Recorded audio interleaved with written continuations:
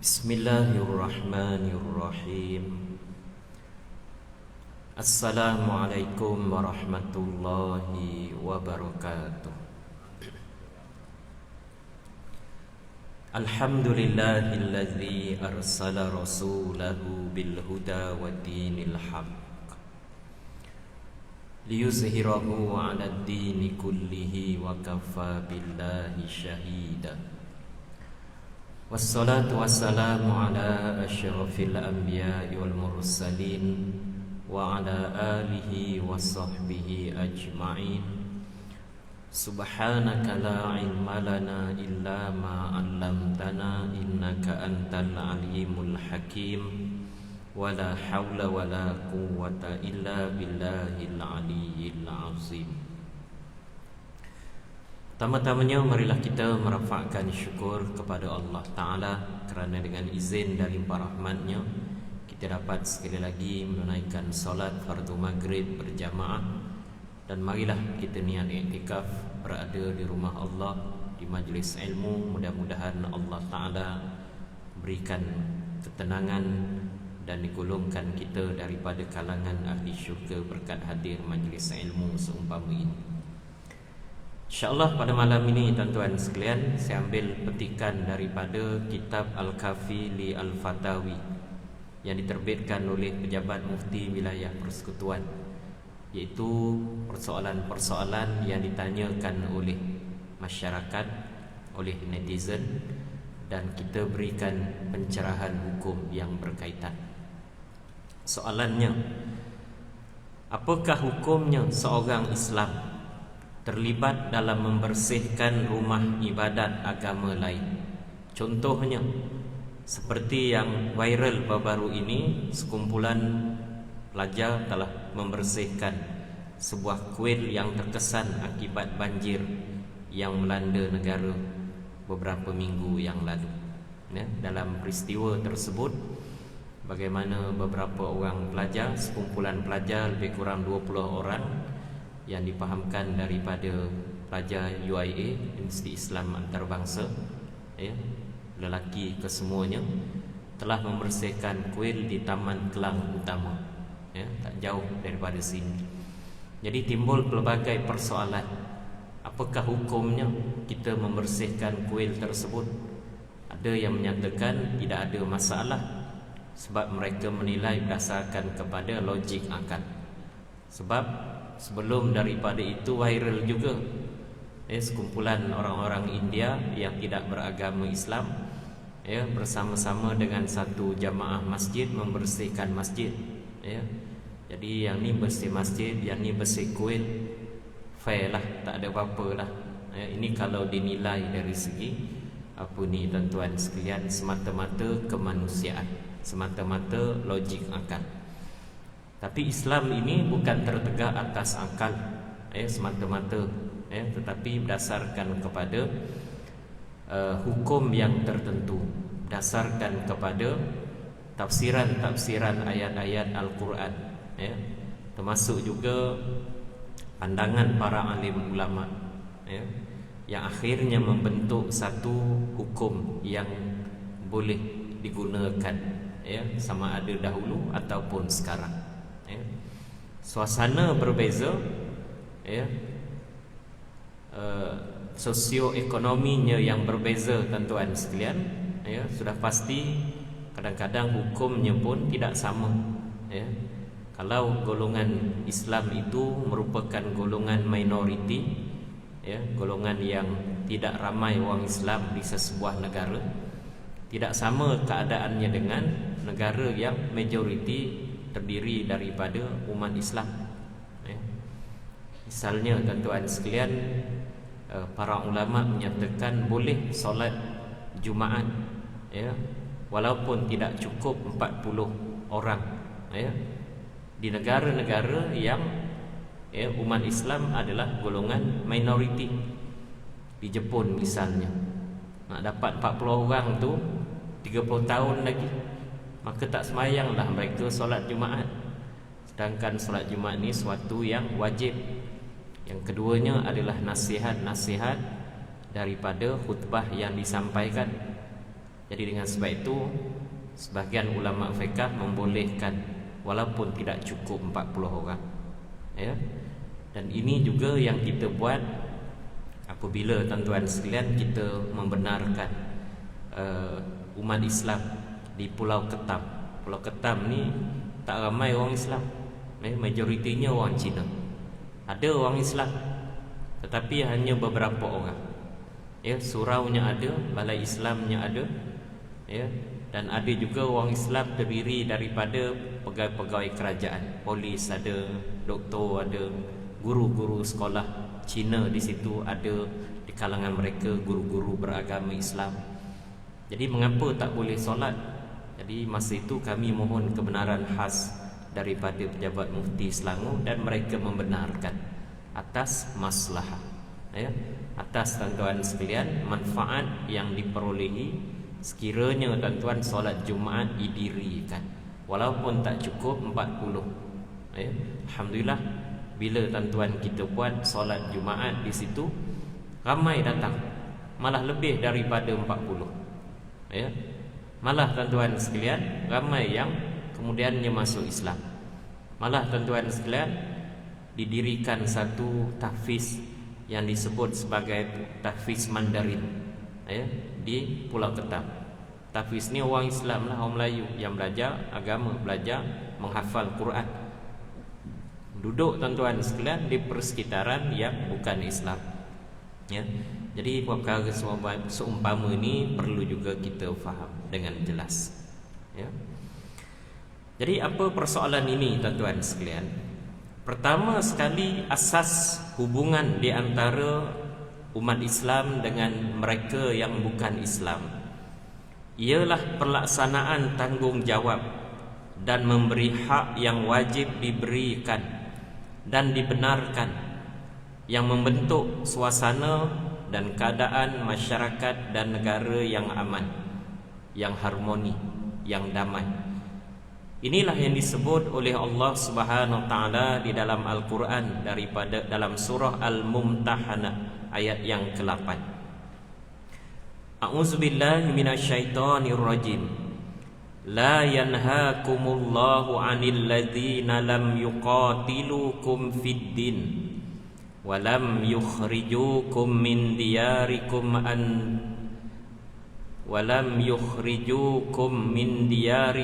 an tabarruhum wa tuqsitu ilaihim innallaha yuhibbul muqsitin.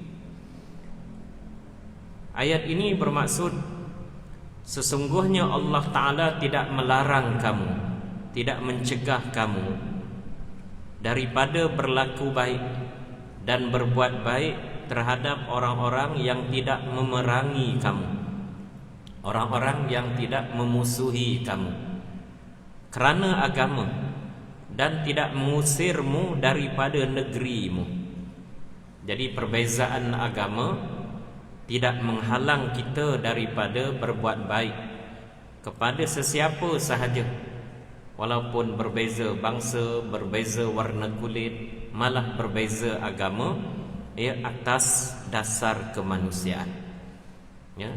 Sebab itu kalau kita lihat bagaimana Nabi SAW sepanjang sirah baginda Nabi SAW bermuamalah, ya, berkira bicara dengan umat manusia yang terdiri juga daripada kalangan bukan Islam, ya.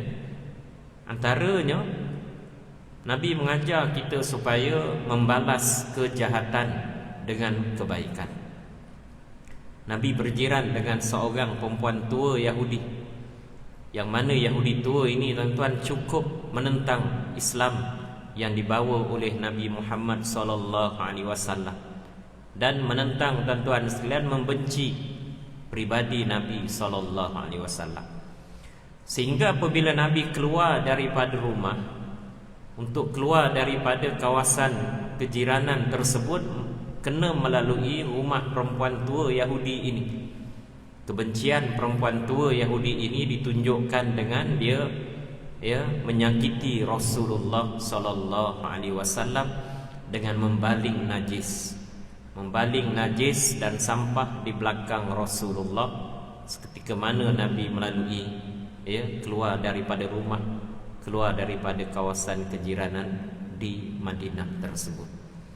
Dan Nabi tidak pernah tuan-tuan sekalian membalas balik ataupun berlaku dendam kepada wanita tua Yahudi ini, ya. Melainkan tuan-tuan sekalian, Nabi sentiasa mendoakan kebaikan, ya. Sehingga satu masa tuan-tuan sekalian, Nabi keluar daripada kawasan kejiranannya tersebut melalui rumah perempuan tua Yahudi ini, dan Nabi selamat, tidak lagi dibaling dengan sampah dan najis oleh perempuan tua Yahudi ini. Sebagai seorang jiran yang baik, ya, jiran sama ada Islam, termasuk juga jiran yang bukan beragama Islam, ada hak dan kewajipan kita sebagai seorang jiran. Antaranya, kalau mereka sakit, hendaklah kita tanya khabar, ziarah. Kalau mereka gembira, kita berkongsi kegembiraan. Kalau mereka mendapat sesuatu yang bernilai, naik pangkat, baru beli kereta, baru pindah rumah, baru dapat anak, dapat isteri dan sebagainya, walaupun dia bukan Islam, berkongsi kegembiraan, ucap tahniah kepada mereka. Kalau mereka ditimpa dengan sesuatu musibah, mereka ditimpa tuan-tuan dengan kematian di kalangan ahli keluarganya, ataupun tuan-tuan sekalian, kemalangan, dan seumpamanya, berkongsi kesedihan, ucap takziah kepada mereka, melawat mereka di hospital dan seumpamanya. Inilah yang dilakukan oleh Nabi SAW yang membentuk asas dan hubungan Islam dan bukan Islam. Lalu Nabi tuan-tuan sekalian menziarahi wanita tersebut. Rupa-rupanya dia sakit. Nabi SAW minta isterinya Sayyidatina Aisyah radhiyallahu anha masakkan makanan, dan Nabi sendiri menyuapkan ke mulut wanita tersebut, sehingga tidak ada alasan melainkan wanita itu menyebut inilah akhlak Nabi dan Rasul, dan akhirnya dia mendapat hidayah memeluk Islam, ya. Orang bukan Islam tuan-tuan sekalian, mereka tidak baca Quran, kecuali penyelidik-penyelidik, kecuali profesor-profesor tuan-tuan sekalian di universiti yang mengkaji tentang Islam, ya. Sebab itu di barat tuan-tuan sekalian, mereka yang mengetuai fakulti pengajian Islam ataupun School of African and Oriental Studies, orang Islam, orang bukan Islam, boleh jadi Yahudi, boleh jadi Orientalis, ya. Jadi mereka ini tuan-tuan kadang-kadang hafal Quran dan tahu semua sekali, tetapi tak ada hidayah, tak masuk Islam. Kebanyakan daripada orang bukan Islam, mereka tak baca Quran, mereka tak baca hadis, mereka baca perangai orang Islam. Jadi orang Islam tuan-tuan tunjukkan perangai akhlak yang baik, itulah mereka nampak Islam. Sebab mereka tak baca pun, kecuali lah yang muda-muda, yang moden ini tuan-tuan sekalian. Jadi sekiranya mereka nampak jiran mereka tuan-tuan melayan dengan baik, tunjukkan akhlak yang mulia, jadi inilah yang akhirnya tuan-tuan, mengagumkan mereka, dan akhirnya tuan-tuan hidayah itu sampai. Begitu juga Nabi SAW apabila berlakunya peristiwa hijrah Nabi daripada Mekah ke Madinah. Kita semua maklum Nabi tidak terus berhijrah pada malam keluar daripada rumahnya di Mekah, yang mana rumahnya dikepung oleh 100 pemuda. Tetapi Nabi tuan-tuan berlindung di Gua Zur selama 3 hari, mengatur strategi, supaya tuan-tuan sekalian hijrah itu diatur dengan perancangan strategik, bukan hentam kromo. Sudah pasti malam itu Nabi akan ditangkap oleh orang-orang musyrikin. Nabi bersama dengan Sayyidina Abu Bakar berlindung di Gua Zur untuk mengatur perjalanan supaya selamat, supaya selamat ke Madinah, daripada tuan-tuan tangkap oleh orang-orang musyrikin. Dan salah seorang daripada yang memberikan bantuan pertolongan seorang yang bukan Islam, Abdullah bin Abi Uraiqid. Apa peranan Abdullah Abi Uraikid ni? Dia bukan Islam, tapi Nabi tuan-tuan sekalian gunakan khidmat dia untuk menunjukkan jalan. Mana jalan yang paling selamat, mana jalan yang paling singkat daripada Gua Sur ke Madinah, mana jalan yang jarang dilalui oleh orang ramai. Ya, dan Abdullah bin Abi Uraikid tuan-tuan, dia amanah dengan arahan, ya, walaupun dia bukan Islam, tapi dia tidak ada niat memusuhi dan memerangi Islam. Dan Nabi tuan-tuan bekerjasama dengan bukan Islam berkenaan yang bernama Abdullah bin Abi Uraikid berkenaan. Jadi kita di negara ini tuan-tuan sekalian, daripada dulu sampai hari ini, inilah masyarakat kita tuan-tuan. Ya, beza dengan Brunei. Ya, 99% terdiri daripada orang Islam. Beza dengan Aceh tuan-tuan sekalian, 100% orang Islam. Kita di Malaysia tuan-tuan, Allah Ta'ala takdirkan Islam ini majoriti sikit sahaja, mungkin 58. Sementara yang bukan Islam tuan-tuan sekalian, ya, selebihnya. Jadi dengan sebab itu, inilah masyarakat yang kita kena hadapi. Dan Islam di mana sahaja tuan-tuan sekalian, dia ada kaedah, ya, dia ada tuan-tuan prinsip hubungan di antara Islam dan bukan Islam, untuk akhirnya masyarakat itu harmoni, masyarakat itu damai, masyarakat itu tuan-tuan aman. Perbezaan agama tidak menghalang kita daripada berbuat baik kepada sesiapa pun atas dasar kemanusiaan. Namun begitu, Islam juga menggariskan, ya, sempadan dan batas-batas yang perlu dijaga dan dijadikan sempadan bagi memelihara memelihara kesucian akidah. Ya, bukan semata-mata kemanusiaan. Kita lihat dari segi aspek tauhid, aspek akidah. Ya. Sebab itu tuan-tuan, di dalam Al-Quran Allah Ta'ala menyebut qul ya ayyuhal kafirun. Akhir sekali kita akan jumpa ayat lakum dinukum waliyadin. Bagi kamu agamamu, bagi aku agamaku. Apabila Nabi menyampaikan Islam di Mekah tuan-tuan sekalian, Nabi ditawarkan tawaran-tawaran, antaranya tuan-tuan sekalian supaya, ya, Nabi ini tuan-tuan sekalian, ya, boleh menerima akidah pegangan orang-orang musyrikin. Apa yang ditawarkan selain daripada wanita, selain daripada harta, selain daripada kuasa, pangkat, jawatan sebagai ketua negara Mekah tuan-tuan sekalian, mereka menawarkan, hari ini kami semayang ikut kamu wahai Muhammad di Masjidil Haram, besok kamu pula ikut semayang ikut kami. Islam bukan macam tu tuan-tuan sekalian, ya. Islam tuan-tuan sekalian ditegakkan atas dasar akidah yang jelas. Saya sebut sekali lagi tadi tuan-tuan, Islam bukan ditegakkan logik akal, tapi ada tuan-tuan dasar akidah, prinsip hubungan yang tuan-tuan sekalian, ya, ditetapkan oleh Islam, yang insya-Allah akan menjaga tuan-tuan akidah dan kepercayaan kita kepada Allah. Sebelum daripada ini kita telah pun bincangkan, ya, apakah hukum penglibatan orang Islam dalam membina rumah ibadat orang bukan Islam. Ya. Sebelum ni kita dah bincangkan, tak silap saya kali yang kedua selepas PKP hari itu, apa hukumnya orang Islam terlibat dalam membina rumah ibadat agama lain, ataupun dia bekerja, ya, ataupun dia buat sebiji kuil, sebiji gereja misalnya, yang buat siapa dia? Syarikat ataupun oleh orang Islam sebagai pekerja. Di sana ada dua pandangan. Satu pandangan yang mengharuskan, membolehkan, iaitu pandangan daripada ulama-ulama mazhab Hanafi, ya, yang mana mereka membolehkan, mengharuskan orang Islam terlibat dan bekerja di gereja ataupun kuil ataupun rumah ibadat apa-apa agama lain, sinagog Yahudi dan seumpamanya. Yang kedua tuan-tuan sekalian, majoriti, ya, di kalangan ulama fiqh mazhab Syafi'i dan mazhab Maliki menyatakan haram orang Islam terlibat dalam membina gereja.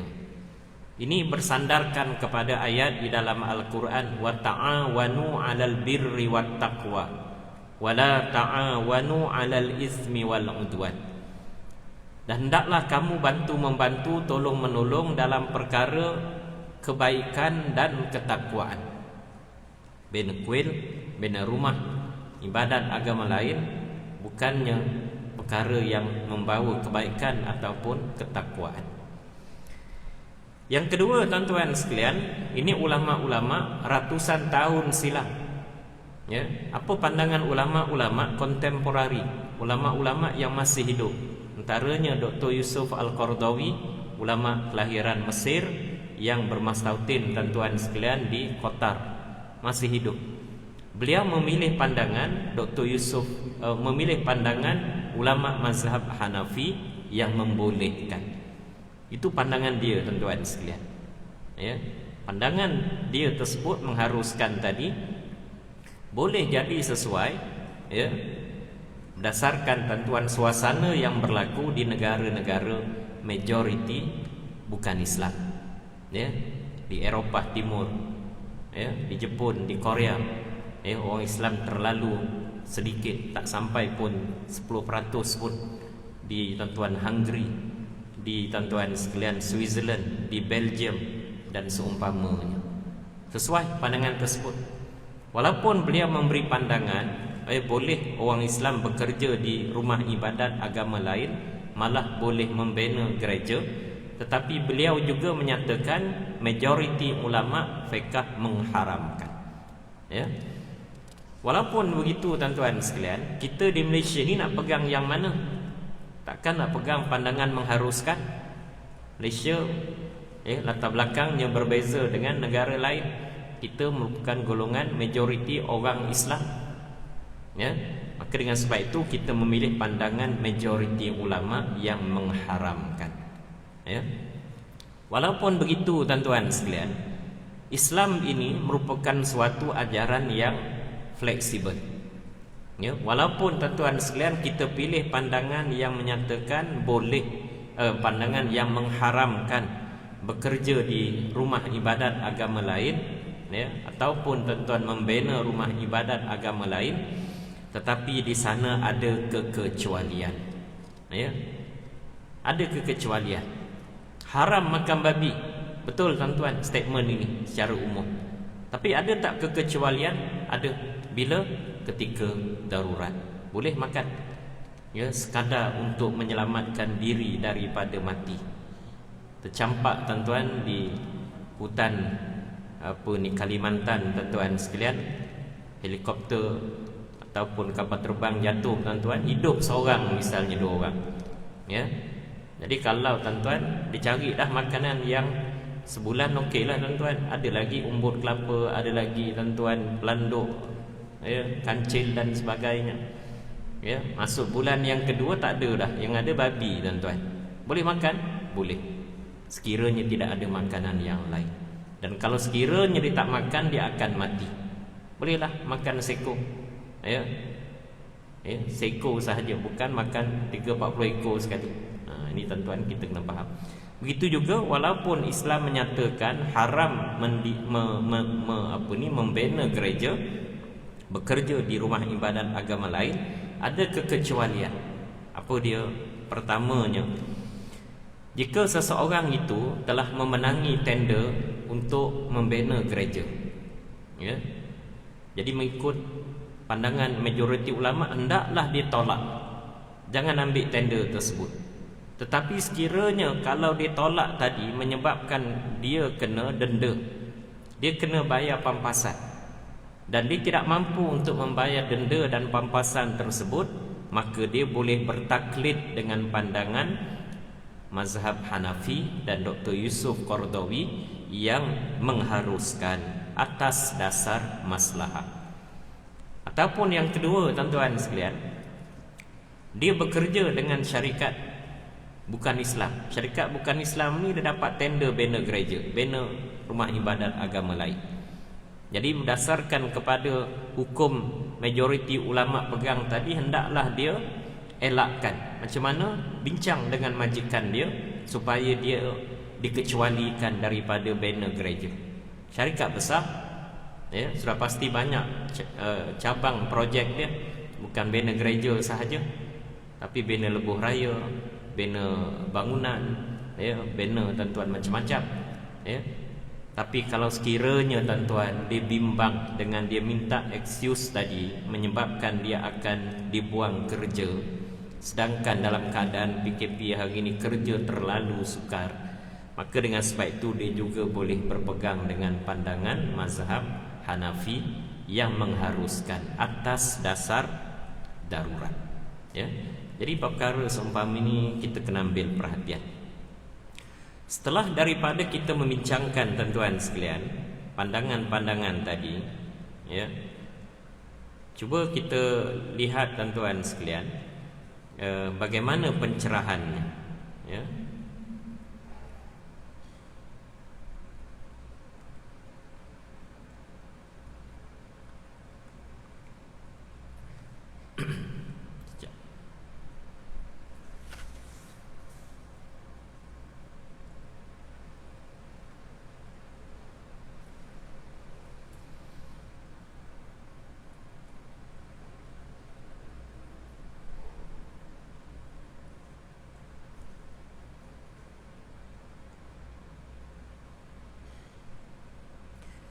Setelah daripada kita meneliti pandangan para ulama dan juga dalil-dalil yang dikemukakan, ya, kita menerima mentarjihkan pandangan bahawa mengharamkan keterlibatan orang Islam dalam pembinaan gereja dan juga rumah ibadat agama lain. Maka selaras dengan itu, kami berpandangan bahawa penglibatan orang Islam dalam gotong royong membersihkan rumah ibadat agama lain adalah juga dilarang, ya. Sejajar dengan kaedah syarak yang mengharamkan segala bentuk syirik dan menegah daripada apa jua bentuk kerjasama serta bantuan yang menjurus kepada kesyirikan. Inilah ayat yang kita semua maklum tadi, wa ta'awanu 'alal birri wat taqwa wala ta'awanu 'alal itsmi wal 'udwan. Ya, bertolong-tolonglah kamu dalam perkara kebaikan dan ketakwaan. Jangan sekali-kali bertolong bantu dalam perkara yang membawa kepada, ya, dosa dan juga permusuhan. Ya. Sebab itu tuan-tuan sekalian, hal ini juga berdasarkan kepada kaedah, ya, supaya kita orang Islam hendaklah memelihara diri kita daripada terjebak dalam perkara yang boleh membawa kepada fitnah dan tuhmat. Ya, dalam satu kaedah menyebut ittaqu mawadi'it tuham. Berhati-hatilah kamu dengan ruang-ruang fitnah dan tuhmat. Saya sebut dulu contohnya. Ya, kita keluar daripada kereta, ya, parking depan kedai nombor. Kedai nombor ni kedai judi lah, ya. Kita tuan-tuan sekalian masuk ke dalam, ya, masuk ke dalam kedai nombor tadi bukan nak beli nombor, tapi nak tukar duit shilling, nak masuk dalam mesin parking. Ataupun kita masuk dalam itu nak tanya pada petugas kaunter tu mana apa ni kedai ataupun mana tempat yang kita nak tuju, yang kita tak tahu tuan-tuan sekalian. Tapi bila kita masuk tadi menimbulkan fitnah. Ya. Orang tuan-tuan nampak, dia pun ambil gambar viral imam tikam numbu, tuan-tuan sekalian. Ya, sedangkan dia tuan-tuan parking depan kedai je. Jadi elakkan perkara yang boleh membawa fitnah tuhmat. Apalagi tuan-tuan sekalian, kita orang Islam ramai-ramai pergi tuan-tuan sekalian, ya, bersihkan gereja, bersihkan kuil, ya. Diberikan liputan yang meluas tuan-tuan sekalian misalnya, sudah pasti ia membawa fitnah, ia membawa kepada tuhmat. Apa juga perkara yang berisiko menimbulkan fitnah, lebih-lebih lagi dalam konteks akidah, hendaklah sedaya upaya dielakkan, ya, kerana ia akan memberi kesan yang tidak baik kepada akidah dan keharmonian beragama umat Islam. Ya, beberapa hari ini kita juga gempar apabila seorang tokoh perubatan dia masukkan dalam posting dia tuan-tuan sekalian, hari agama sedunia. Ya, tak tak ingat berapa bulan, 2-3 hari lepas lah tuan-tuan, Hari Agama Sedunia. Itu orang Islam, ya, kawan kita juga tuan-tuan sekalian. Tapi posting tersebut tuan-tuan sekalian seolah-olah merestui apa ni tuan-tuan, agama-agama selain daripada Islam. Ini merupakan apa yang disebut sebagai pluralisme agama, ya, mempercayai bahawa agama-agama lain sama juga kedudukannya, statusnya dengan agama Islam. Alhamdulillah kemudiannya beliau tarik balik. Jadi perkara seumpama ini perlu tuan-tuan sekalian kita cermat supaya jangan kita terperangkap dengan mereka-mereka yang tuan-tuan sekalian bertepuk tangan mewakili pandangan mereka, mewakili perjuangan mereka. Ada pun bantuan yang berbentuk kemanusiaan secara umum yang tidak sama sekali mempunyai kaitan secara langsung dengan membantu ke arah syirik, bahkan ia termasuk dalam kategori berlaku baik, berlaku ihsan kepada seluruh manusia tanpa mengira agama, dengan syarat mereka juga berbuat baik kepada kita. Maka itu tuan-tuan tidak ada halangan, ya, kita bantu mereka, bersihkan rumah mereka. Beberapa orang unit amal di Sekamat tuan-tuan bersihkan beberapa rumah penduduk, di antaranya mereka yang bukan Islam. Bila berlaku banjir tuan-tuan di Taman Seri Muda, Taman Desa Kemuning, ada di kalangan mereka berlindung di Masjid Alam Impian, Islam dan juga tak Islam. Jadi tuan-tuan, masjid sediakan tempat, ya, di koridor masjid. 3-4 hari mereka tinggal di situ. Bayangkan ini tuan-tuan, ruang semayang, sebelah tu tuan-tuan koridor, ya. Termasuk tuan-tuan yang bukan beragama Islam, Hindu. Malah mereka tanya Pak Imam, "Imam boleh tak bawa anjing sekali?" Imam kata boleh, tapi tambat kat luar pagar lah, jangan masuk dalam masjid, ya. Jadi bantuan-bantuan umum ini tuan-tuan tidak ada masalah, ya. Bukan dalam bentuk tuan-tuan sekalian, ya, membersihkan rumah ibadat, ya, agama yang lain tersebut. Para ulama juga membezakan antara bantuan dan interaksi yang berbentuk secara langsung dan tidak langsung, di mana bentuk yang diharamkan hanyalah diniatkan padanya yang berkait secara langsung. Membersihkan rumah ibadat merupakan satu bentuk kerjasama dan juga bantuan secara langsung dan menjurus kepada membantu ritual dan amalan agama lain, ya. Berbeza dengan bantuan berbentuk kemanusiaan yang tidak berkait dengan secara langsung dengan agama mereka, menyelamatkan nyawa penganut agama lain, ya, memberikan bantuan makanan, pakaian, tuan-tuan, tempat tinggal ketika mana mereka ditimpa musibah, ya. Namun hal ini tidak sama sekali menegah kita daripada membantu non-Muslim yang terkesan melalui cara lain, misalnya membersihkan rumah, menghulurkan bantuan kewangan dan juga barang-barang keperluan. Bantuan seperti ini adalah lebih selamat dan memelihara keutuhan akidah kita dan tidak akan menimbulkan sebarang fitnah, tomahan dan juga salah faham daripada kalangan masyarakat. Baik itu tuan-tuan sekalian, sikap kita tuan-tuan berbeza. Ada setengah orang kata, apa salahnya dia tolong bersihkan masjid, kita tolonglah bersihkan dia punya gereja, dia punya kuil. Apa salahnya? Ya, ini logik akal. Islam tidak semata-mata ditegakkan logik akal, tapi berdasarkan kepada tuan-tuan, ya, tafsiran di dalam Al-Quran, hadis, pandangan para ulama, ya. Dan juga hari ini tuan-tuan, pandangan pihak berkuasa agama, misalnya pejabat mufti dan seumpamanya. Selain daripada itu, kami juga menyeru supaya masyarakat tidak tergesa-gesa menghukum sesuatu perbuatan ataupun percakapan itu sebagai terkeluar daripada Islam, kecuali setelah diteliti, dikaji, dirujuk kepada pihak berkuasa agama, ya. Mudah-mudahan mengelakkan kita daripada terpelihara daripada apa yang disebut sebagai kafir mengkafir. Ini tuan-tuan jangan sampai berlaku, ya. Dan ini tuan-tuan berlaku di media sosial, ya. Sebab media sosial ni dia ada tuan-tuan sekalian, pandangan mereka sendiri dasarkan kepada logik akal. Yang keduanya tuan-tuan, tidak ada pihak berkuasa yang berautoriti yang mereka pakai. Semua boleh jadi mufti tuan-tuan. Semua boleh jadi mufti maya tuan-tuan sekalian. Jadi jangan kita ikut tuan-tuan sekalian senario yang berlaku berkenaan.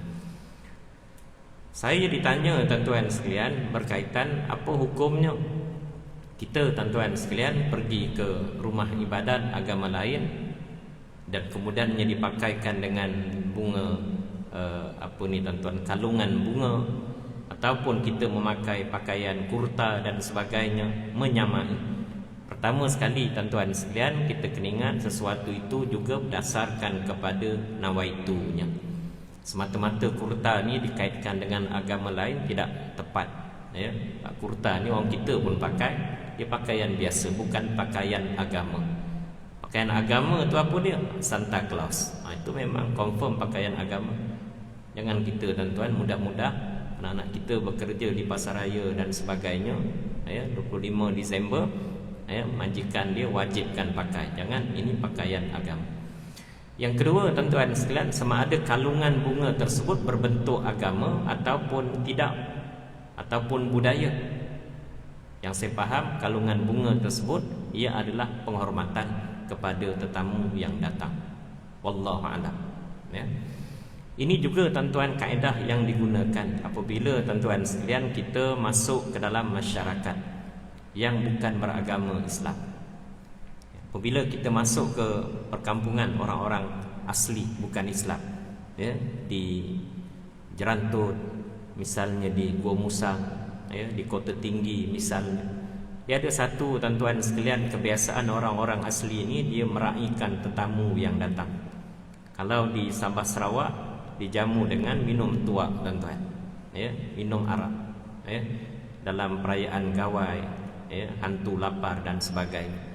Tapi tuan-tuan sekalian, orang-orang asli di Semenanjung ni tuan-tuan, antaranya tetamu yang datang mereka raihkan pada malam tersebut, apa di antaranya menari tarian sewang. Sewang ni tuan-tuan, dia menari keliling dewan tempat tersebut. Jadi boleh tak kita terlibat? Pada saya wallahu alam boleh.